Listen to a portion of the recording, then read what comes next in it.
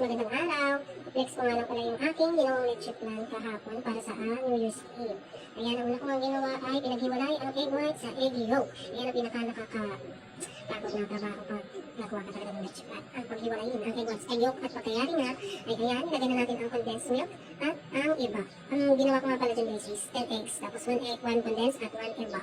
Ayun lang. Konti lang ginawa ko guys para meron lang tayong konting dessert. Kasi ang mahal ng ingredients. Basta meron lang tayong matamis. Ayan. Specialty ingredients yan guys.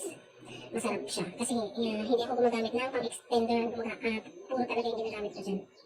Na ingredients. Hindi ba kasi nagamit ng pang-extender. Sa akin kasi pure. Ayan. At pinag-mix-mix na nga ni Inday lahat ng egg at saka ng gatas. Ayan.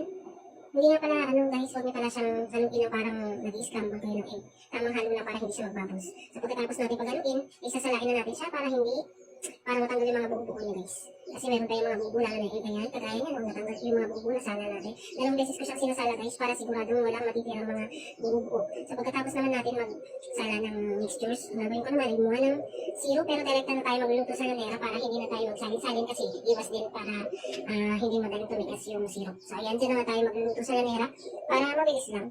Kapag nalanera nga guys yung nagawa ko dyan sa aking 10 eggs, medium size. Pero kung kayo mag-small size, kaya kumuha ng 5 na lanera. So ayan na, nalusaw na nga yung mixtures natin. Dalawang nga pala yung scoop ng sugar. Tapos isasalin na natin ang mixture natin na gatas at saka yung egg.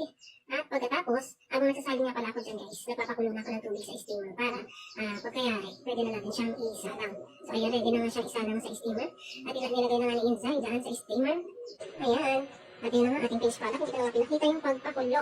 Hintay ko na lang siyang matapos. At ayan, nagkaroon lang siya ng firm guys. Kasi hindi ko na hinangapoy. Pero masarap pa rin yan. Yun guys. Bye! Salamat!